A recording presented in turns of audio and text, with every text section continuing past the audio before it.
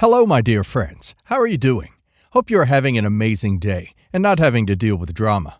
Ready for new stories I have for you today? Let's go to the first one. And don't forget to listen to the end of the story, guys, to hear my insights. Enjoy the stories. And don't forget to like and subscribe. And of course, don't forget to leave a comment.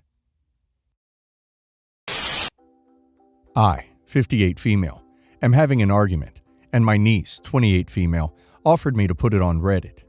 For background, my 28 male son, James, was cheated on by his girlfriend with his brother, Jack, 25 male, when he was 21. James's ex-girlfriend ended up getting pregnant by Jack and had triplets. Although Jack was the bio father, the children were born shortly after the relationship ended, so I feel like James should play a fatherly role. But he laughed in my face when I suggested this, and Jack lives with me and is now struggling really badly taking care of 3 children. Jack has to work day and night, 6 out of 7 days of the week, with minimum wage. James is pretty wealthy, as he went to college and owns a business, but he refuses to financially help Jack in any way. James is now in a new relationship with his fiancée, and his wedding is happening in 4 weeks. The thing is that he didn't invite Jack. Jack's life is upside down, and he would be a lot happier if he knew his brother forgave him. I told James to help Jack with the kids and invite him to the wedding, or else I would not come. He lashed out at me and said he will stop paying part of my rent. Am I the a-hole? Edit. I don't think I'm wrong, because my niece agrees with me that family should help family. But I guess everybody has their own opinions, and I think that for all I did for my children, I should get a say in their lives. After all, I was the one who birthed them and took care of them. Really? You're the a-hole. Your son was cheated on involving his brother, and you think he owes his nephews and nieces financial and emotional support? Where is the emotional support for your son who was literally ducked over by his brother? You're the a-hole. Is this real? Your son Jack is a huge a-hole. James must be thanking his lucky stars that he didn't have kids with his lying, cheating ex-girlfriend. He is now happy and starting a new life with his new wife. You would be the a-hole if you didn't go to his wedding. And how dare you manipulate him to invite his deadbeat brother? And asking James to pay for Jack and his ex's kids? Hell no. Stop enabling Jack's piss-poor behavior. Be happy for James. I hope James stops paying your rent. You don't deserve his charity. You're the a-hole. Stay out of it. This is between them, and Jack betrayed his brother. James isn't obligated to forgive ever, but especially if there was no real apology or remorse. There's probably regret, but that's Jack's problem, not James's. I have 2 sons, Robert and James, who are fraternal twins. Robert is gifted. He has an IQ in the top percentages of the population. He tested as gifted as soon as he started school. For a year, we tried the gifted program at the public school, but it wasn't enough for Robert, and he was ahead of the other and older children. We always thought he was advanced from his age. We found a school in another state for kids like Robert, and we moved there so Robert could attend. His abilities were met there, but he was still at the top of his entire school. We were fortunate to find similar schools for Robert for both junior high and high school. His elementary school often fed into the junior high, and then the junior high to the high school. It involved more moves, but me and my husband wanted to give Robert the best schools for his abilities. Robert finished high school early and was in AP classes. Robert had trouble in college. We think it was him being younger than the other students, who were all adults past age 18. He took a short leave of absence and then returned when he was closer in age to the other kids. In the meantime, he did more schooling and studying and joined Mensa. Robert had the highest IQ in his Mensa chapter. Robert had trouble at college. He wasn't failing by a long shot, but he also wasn't at the top of his classes, which we didn't understand at an Ivy school. He had some issues with the teachers and other students in his classes. So ultimately, we decided Robert should leave for the time being. My husband helped Robert get a job, but he wasn't happy there. Robert wasn't meant for that job with his abilities and his IQ, and he eventually went back to college. He went to another Ivy and did well. He struggled with not being a top student. However, he still had good grades, and now Robert has a BS and a master's. He isn't sure if he wants to get a PhD now, but he's young and has time to decide. This brings me to my question. My son James has a job at NASA. I didn't know NASA hired people without a college degree or schooling after high school, But I learned they do because James has worked there for years. James joined the Army after high school because college wasn't in the cards for him, like it was for Robert. His job in the Army didn't require any college or education, and he didn't go to college when he left the Army. It was hard on Robert to see James get a job at one of the places he's always wanted to work. Me and my husband asked James if he could pass on Robert's resume and help him with getting hired at NASA, but James won't do it. He won't even talk about it now. You would think he would be proud of his brother, and it would raise his status at NASA to have his brother there. But James won't budge, and he 100% really called my husband an a-hole for even asking. I stopped to consider James might feel envious if his gifted brother has a job at the same place. But in my mind, James should still help because it's what family does for each other. You're the a-hole. First, because you clearly favor Robert over James.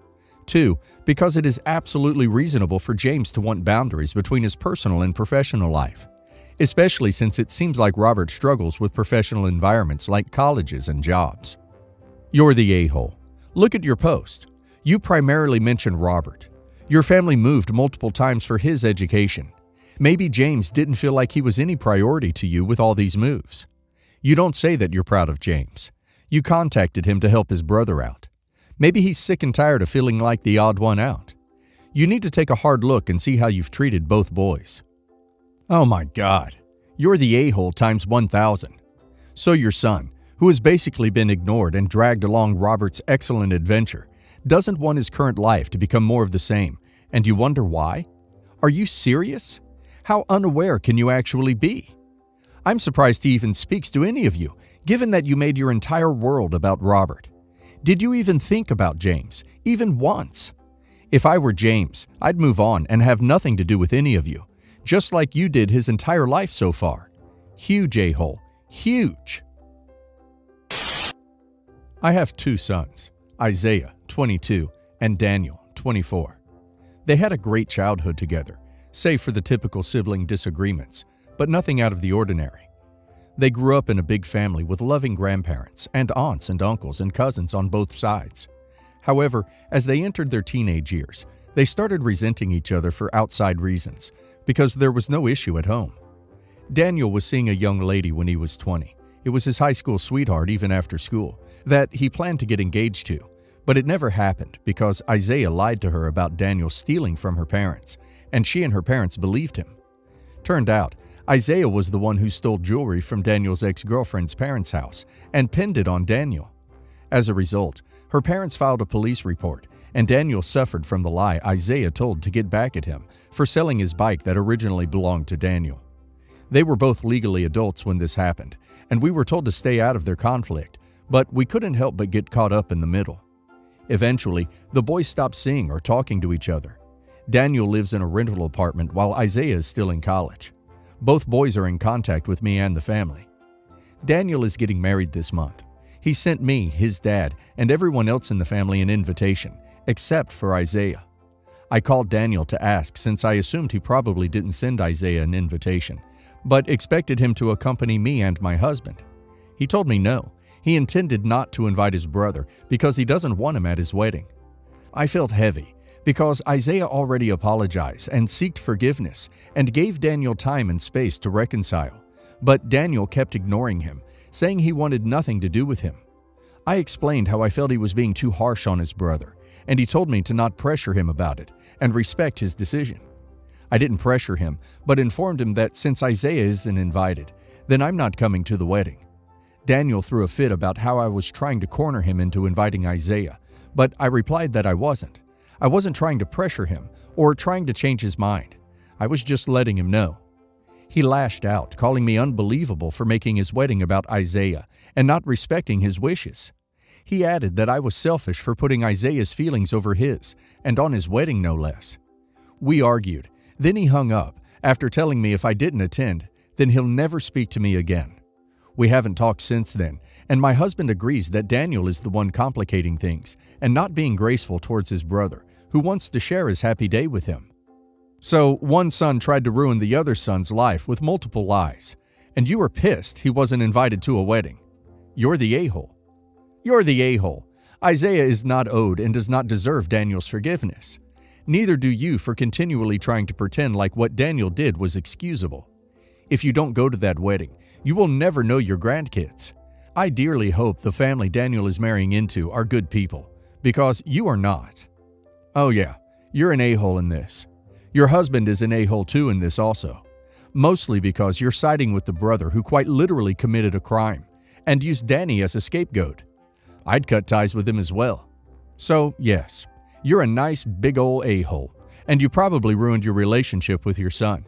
At least you have a criminal in your corner. Congrats. I have two daughters, Ashley, 27, and Alyssa, 24. Ashley and Alyssa have never gotten along. Alyssa has a very strong personality and demands respect. If she feels that she's not being respected, she will yell at you. Ashley has always hated that and has been telling me and my husband to punish her for yelling at her, cursing at her, and rolling her eyes at her. My husband always agreed, but that's just how she is. I don't think she can help it, so I've tried not to punish her any more than just yelling at her. Ashley's always had a problem with that and started asking to stay with my mother-in-law on weekends when she was around 12. My husband always said she could stay with him, so she was never with us when she wasn't in school. My mother-in-law thinks family is very important, so I assumed she'd push Ashley to have a relationship with Alyssa, but she actually supported Ashley avoiding Alyssa at all costs. Ashley moved out at 18 and cut contact with me and Alyssa, and had very little contact with my husband.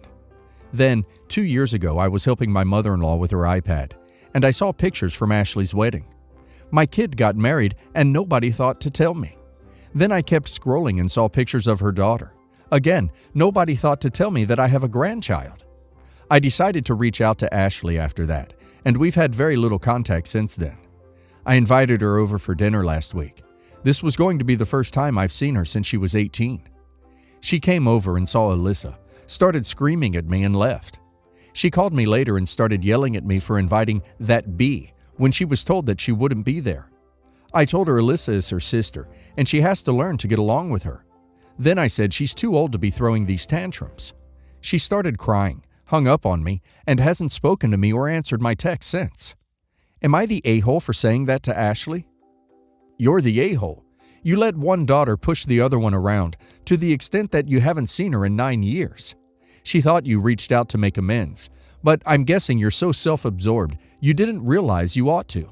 The fact that no one told you about the wedding or the baby suggests there's an awful lot to this story you're not sharing here. So you're willing to call Ashley's behavior a childish tantrum, but whenever Alyssa behaves the same, it's just the way she is. You're the a-hole. The question OP should be asking herself, isn't she too old for enabling a 24-year-old brat? Dollars to donuts that the younger sister is the mini-me that she always wanted. Her post just screams narcissism, as it screams me, me, me. She has a golden child and a scapegoat. She lacks self-reflection. I mean, if your daughter more or less moved out at 12 and had many milestones without her, you would think she would start to question where OP failed. Nope. She goes into attacking and glossing over Ashley's feelings. She is a massive a-hole. My ex-boyfriend's parents own a restaurant that is very close to our school. A lot of people from our school go there after school. After we broke up, I stopped going to his parents' restaurant because it was awkward. My friends didn't want to go there without me, so we all started going to this pizza place a few streets over.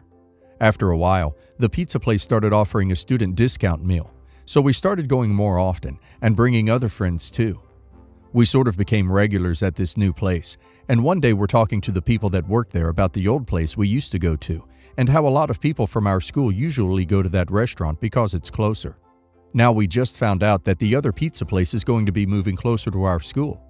They offered to pay us if we handed out flyers that included their new location and their student discount to other students.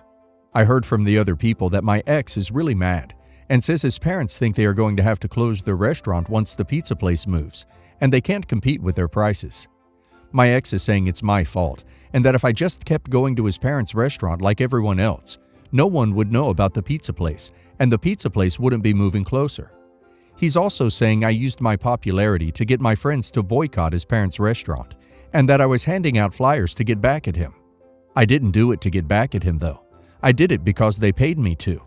I also didn't make friends boycott his parents' restaurant. They just didn't want to go there without me. Not the a-hole. If their business was so heavily dependent on one person, then they weren't in a good spot to begin with. Not the a-hole.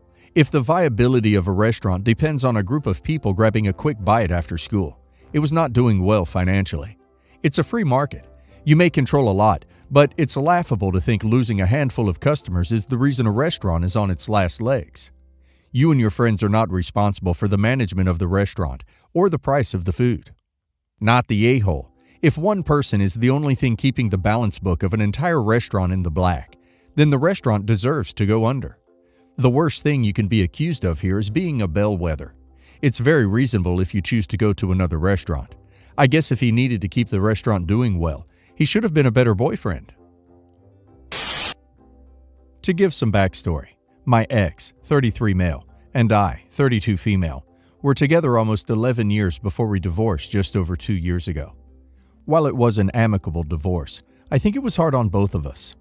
My current boyfriend and I started dating around 6 months after I divorced, and have been going steady ever since. Now, to my former mother-in-law. She was a wonderful person. She always treated me kindly, and we got along well. After my ex and I split, there wasn't any contact, but I don't fault her for focusing on her son rather than me. Just something that happens when families split. Unfortunately, she passed away due to some ongoing health issues recently. While I hadn't spoken to her in quite some time, it really affected me, and I'd be lying if I said I didn't cry. She was in my life for 11 years, and she's someone I will never forget. Her funeral was slated in my ex's hometown, and myself and my family cleared it with ex's family that we would be okay to attend. I was nervous about attending, and knew I was going to be a mess of emotions at the funeral. So I asked my boyfriend if he would attend to help support me, and he said he would. The day of the funeral arrived, and while I wasn't expecting anyone to be crazy nice, the response I got was a bit more mean. As soon as I arrived with my boyfriend, we got some glares from both my ex's family and some of my former friends that still keep in contact with my ex. We were in the main room waiting to go into the service with my family when a friend of my ex came over and bluntly told me that my boyfriend was not welcome and that he needed to leave. I was taken aback by this, but honestly, I didn't want to take away from the funeral and cause a scene. We left and the rest of my family stayed. I got a text later that night from another former friend telling me it was extremely rude to bring my boyfriend to the funeral. I didn't respond, but I guess I thought that after almost 2 years of being separated, it wouldn't be such a big deal. Am I the a-hole? You're the a-hole. That's why you got so many glares. It really shouldn't need to be spelled out that this was about your ex and his family, his mother.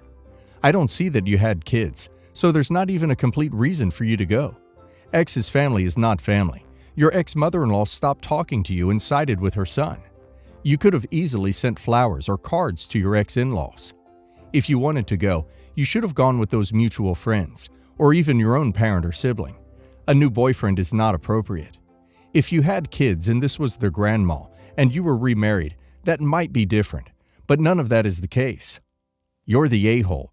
Why do you bring your boyfriend, who didn't know the deceased, but would be a slap in the face of anyone who resented you from the breakup? That's a very selfish and strange thing to do. You're not an a-hole for bringing him on the trip, but leave that guy who doesn't know anyone in the hotel would be the polite thing to do. Same with bringing your Uber driver. He didn't belong there. And if you needed his support to deal with the death of someone you haven't interacted with in years, and that need takes priority over the person's family, then you're the a-hole.